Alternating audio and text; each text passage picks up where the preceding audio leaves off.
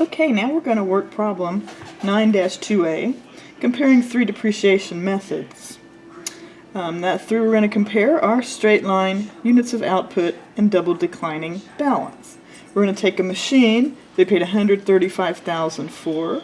We expect it to have a residual value of $13,500, and we expect it to last 3 years or 18,000 hours. You need this information in order to calculate our depreciation expense.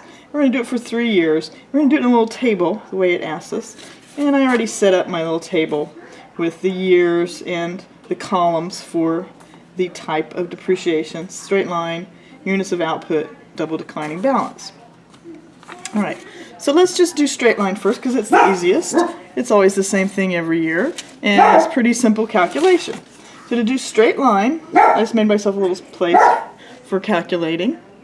To do straight line, what you need to do is first calculate how much you're going to be depreciating, right? So you take that 135 minus 13,500, right?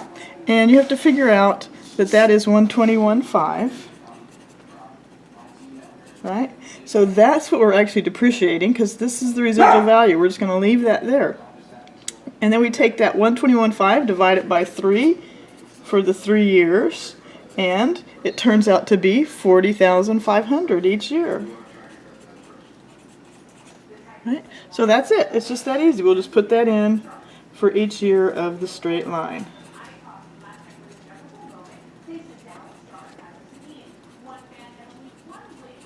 Right? And if you total those, it totals 121,500. Alright, so we did that. Now let's do units of output. So that gets to be a little more complicated, so I just gave us some space down here for each year.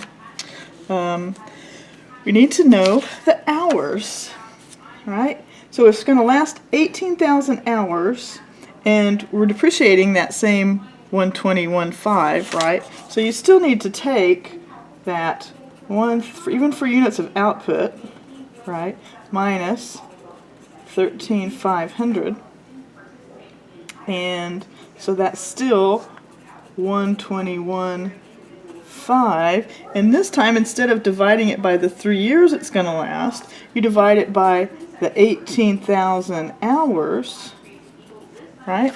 And 121,500 divided by 18,000 hours gives us $6.75 per hour. Right? So every year, however many hours we run, we're going to multiply it by that, and that will tell us the depreciation. So in 2012, we used it for 8,600 hours. Right? So for 2012, 8,600 times 6.75 equals 58,050. Okay, that goes up here. 58,050. In 2013, we used it for 5,300 hours. So we're going to have quite a bit less for 2013 times 675.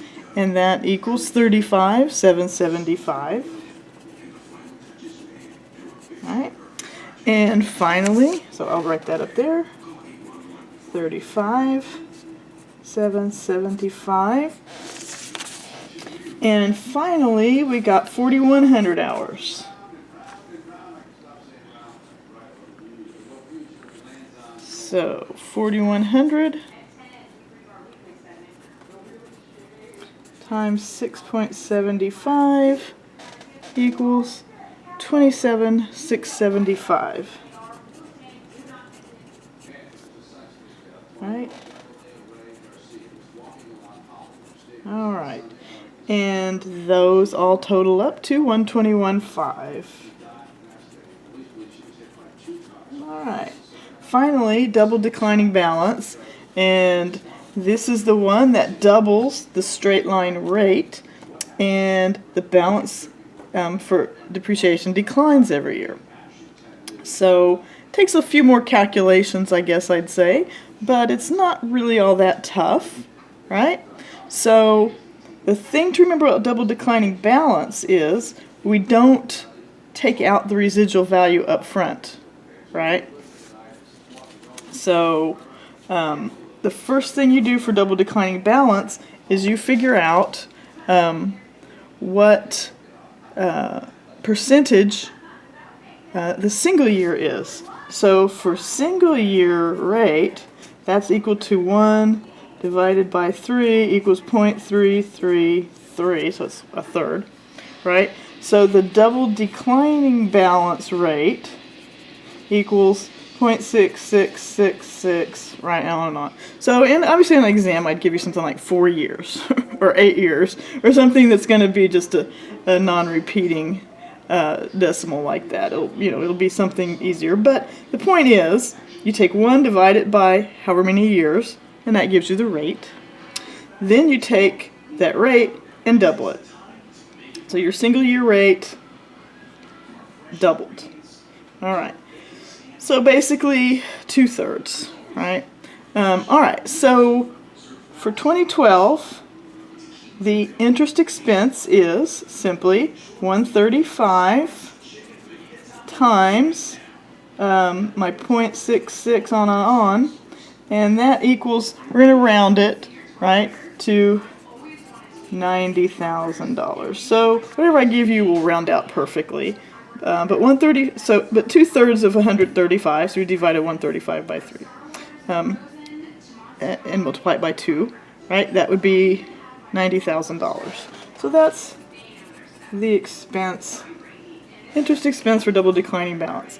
Now, double declining balance means we have to take that 135, right?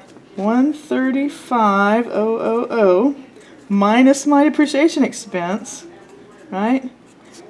And figure that out, and that's going to leave me with $45,000, right? That I still need to depreciate, right? 135 minus the depreciation is 45, and now we multiply that times my 66666, on and on forever, right? And so that, of course, is going to be 30,000. And again, I will give you something that's going to be even, like 0.25 or 0.5, something like that. So anyway, 90 was the first year, so much smaller. 30,000 is the second year. All right. So now we take 45, right? For the next year, 45 minus 30,000 equals, well, that's just 15,000, right? But we're going to stop it at the third year. So we just need to take whatever the depreciation that will get us to our residual value of 13,500, right? So I need to take 15,000 minus my residual value, right? Whatever that is. So 15,000 minus 13,500 is just $1,500, right? $1,500, right? Because we never go below the residual value. All right. So there we did it. We did those three. Clearly, they're all ending up the same. It's just depending whether you want to stack it up front or not. All right, so I'm going to stop there, and good luck.